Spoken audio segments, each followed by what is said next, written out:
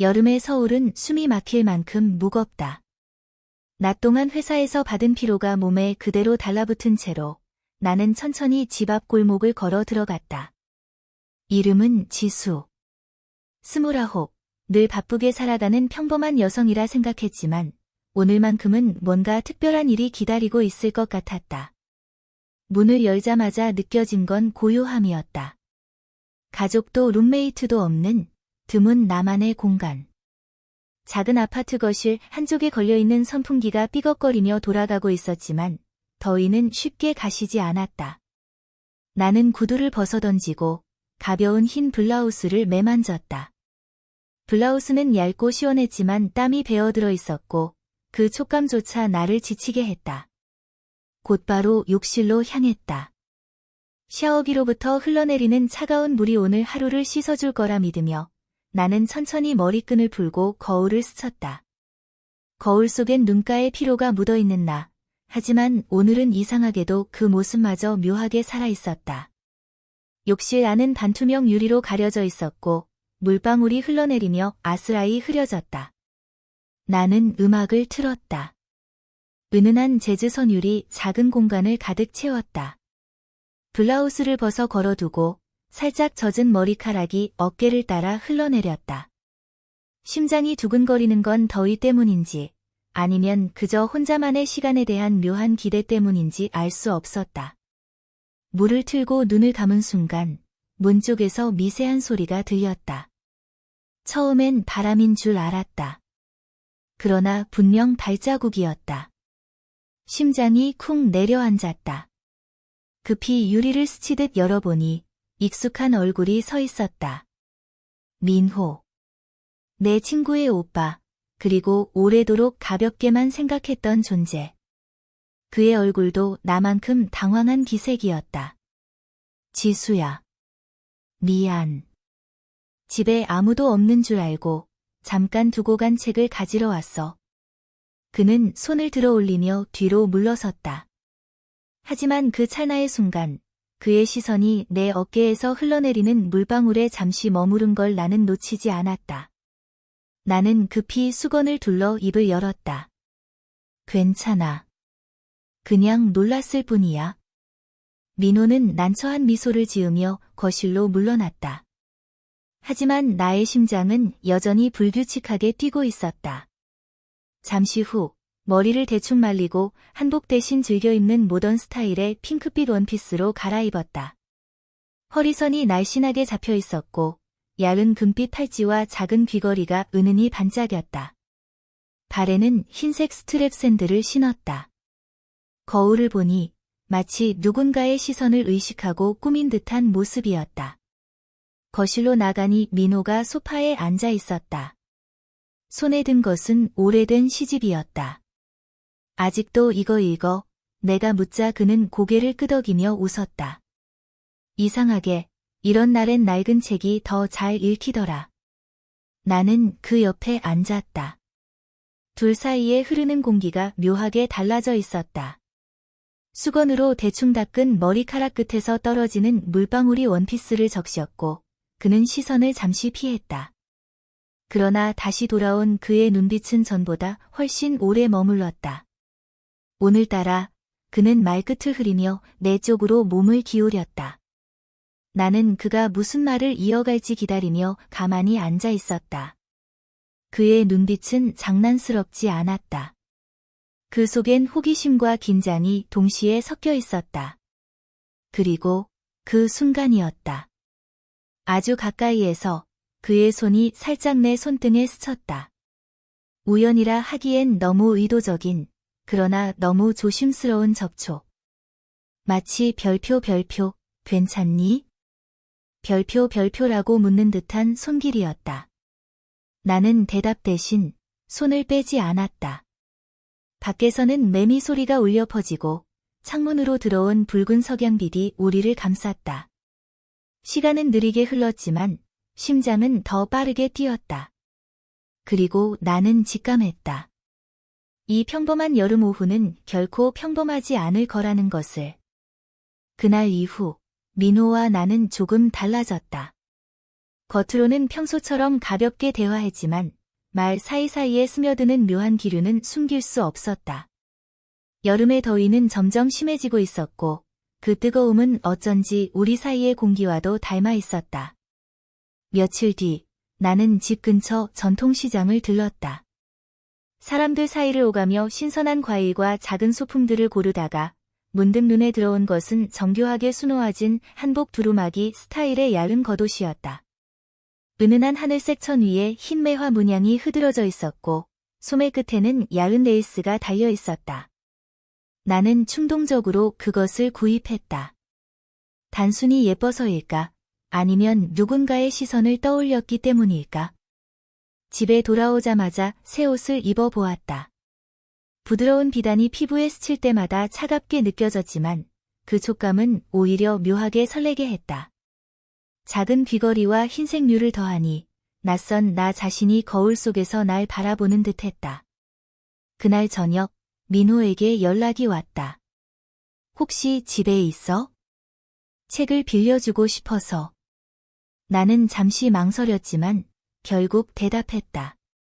응, 들어와도 돼. 그는 조심스레 문을 열고 들어왔다. 흰 티셔츠에 연청 바지, 그리고 단정한 스니커즈. 늘 편안하면서도 깔끔한 차림이었다. 내 차림을 본 순간 그의 눈빛이 아주 잠깐 멈춘 것을 알아챘다. 하지만 그는 애써 아무렇지 않은 듯 웃으며 작은 책을 내밀었다. 이거 내가 좋아할 것 같아서. 고마워.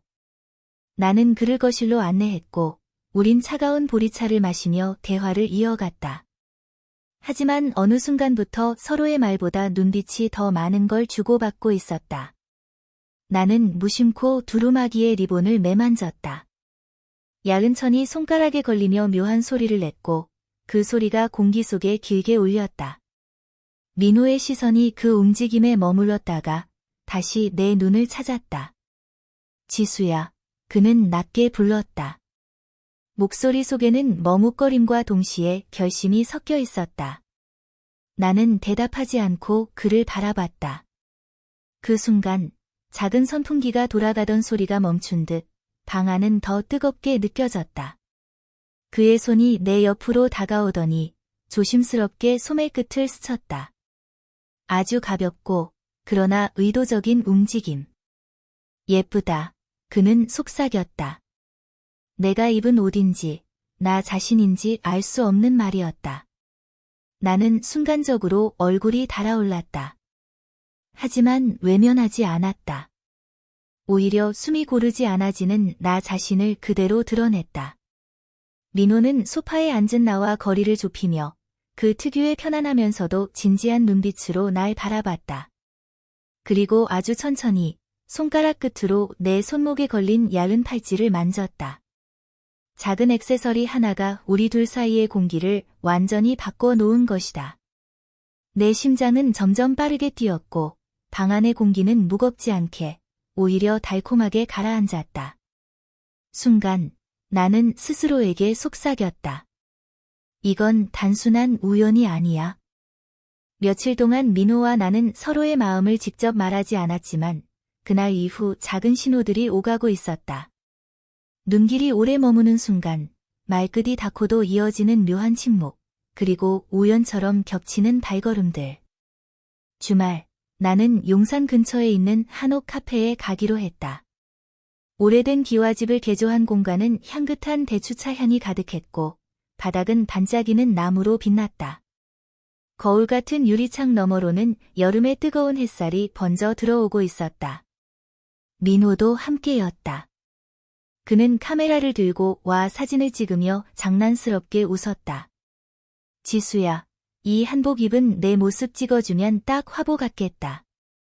나는 하늘색 치마와 흰 저고리를 입고 있었는데 허리에 묶인 얇은 리본이 살짝 바람에 흔들렸다.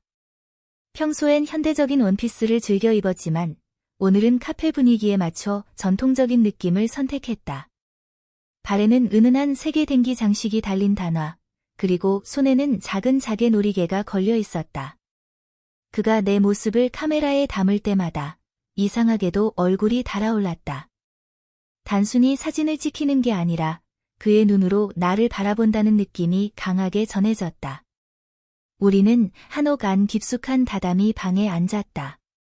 창가에 앉아있던 민호가 차를 따라주며 말했다. 이런 조용한 공간에 있으니까 뭔가 다 보여줄 수 있을 것 같아. 나는 그 말의 의미를 곱씹었다. 그냥 풍경 얘기일 수도 있었지만 그의 시선은 내 손가락 끝을 따라 움직이고 있었다. 야은 반지 위에 빛이 반사될 때마다 그는 시선을 거두지 못했다. 순간 손등이 살짝 스쳤다. 우연이라 하기엔 너무도 섬세하고 의도적이라 하기엔 조심스러운 그 접촉. 나는 손을 빼지 않고 오히려 차를 집으려는 척 더 가까이 다가갔다. 민호는 미소를 지었지만 그 눈빛은 장난기가 아닌 무언가 진지한 기운을 품고 있었다. 지수야. 내 이름을 부르는 그의 목소리는 낮고 부드러웠다. 나는 대답 대신 고개를 살짝 기울였다. 그 순간 우리 사이의 공기는 전혀 달라졌다. 방 안의 정적은 차갑지 않고 뜨거웠다. 그가 조심스레 내 머리카락 끝을 손가락으로 정리해주며 말했다. 오늘따라 내가 너무 다르게 보여? 심장이 크게 뛰었다. 창밖의 매미 소리가 멀어지고 오직 그의 손끝과 시선만이 내 세계를 채웠다. 나는 무심코 그의 카메라를 집어들었다. 화면 속에는 조금 전에 내가 담겨 있었는데 한복과 장신구로 장식된 내 모습이 낯설 정도로 아름답게 보였다. 나는 웃으며 카메라를 그에게 돌려주었다. 다르게 보이는 건 아마 너 때문일 거야. 그는 순간 말을 잃은 듯 나를 바라보았다. 그리고 아주 조심스럽게 내 손목을 감싸며 더 가까이 다가왔다. 작은 방 안, 좁혀지는 거리, 그리고 우리 사이의 숨결. 그날 이후 나는 자꾸만 민호의 얼굴을 떠올렸다. 웃을 때 살짝 올라가는 입꼬리, 진지할 때 낮게 깔리는 목소리, 그리고 무엇보다 나를 바라보는 그 시선. 평소에는 무심한 듯하다가도 순간순간 깊게 파고드는 눈빛은 마치 내 마음을 훤히 들여다보는 것 같았다.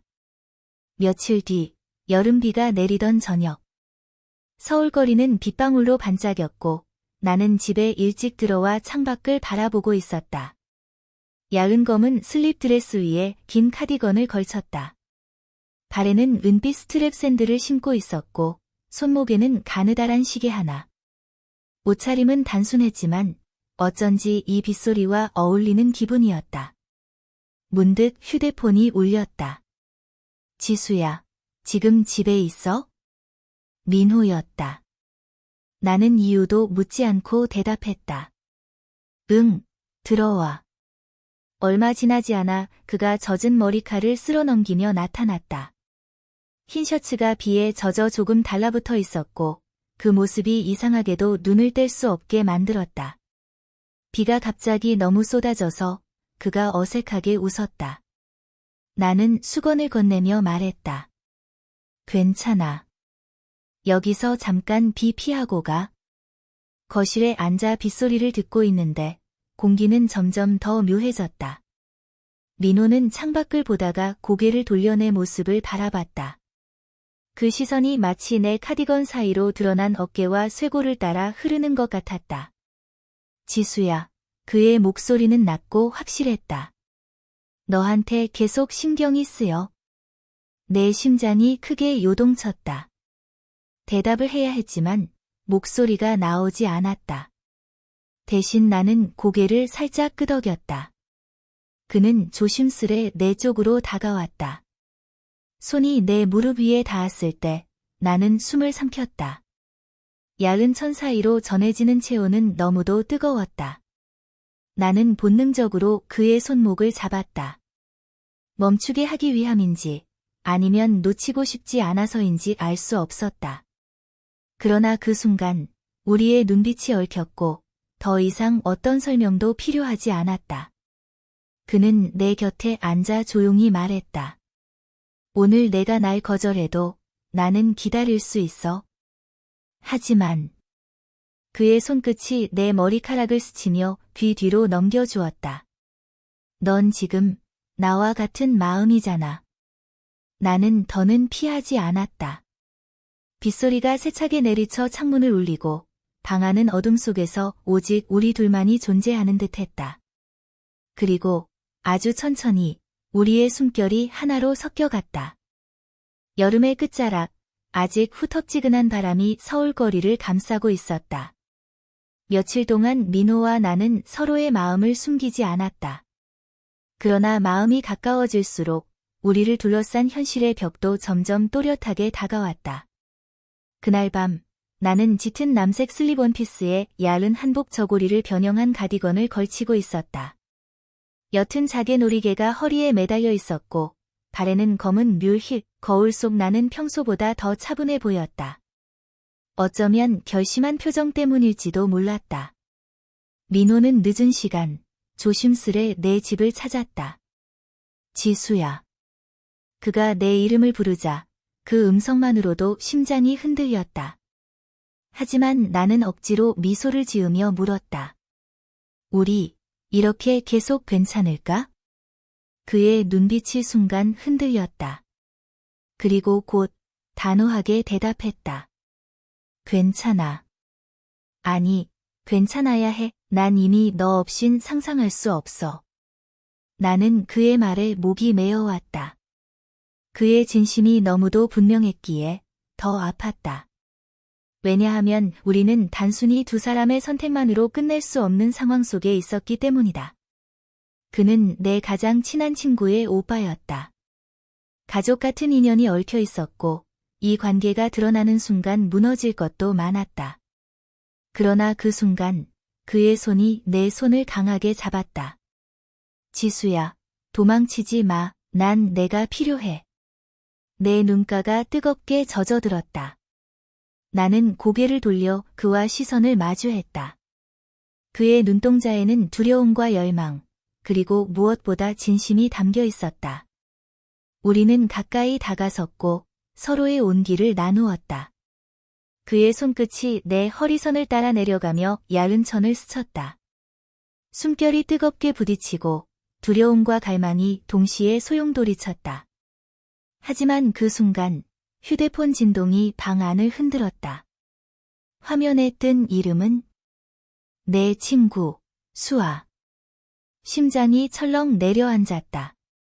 지수야, 나 지금 내 집 근처야. 잠깐 들러도 돼? 전화기 너머로 들려온 목소리는 밝고 아무것도 모르는 듯했다. 나는 눈을 크게 뜨고 민호를 바라보았다. 그는 굳어버린 얼굴로 나를 응시했다. 침묵이 무겁게 흘렀다. 나는 떨리는 손으로 전화를 받았다. 응, 들어와. 기다릴게. 통화를 끊자 방 안의 공기는 숨막히게 무거워졌다. 민호는 내 손을 놓지 않았지만 그의 눈빛 속엔 절망이 어렸다. 지수야, 우리 어떻게 해야 하지? 나는 대답할 수 없었다. 문 밖에서 들려오는 발자국 소리가 점점 가까워지고 있었다. 그리고 그 순간 깨달았다. 이건 단순한 시작이 아니었다. 앞으로 더 깊고 복잡한 이야기의 문이 열리고 있다는 것을.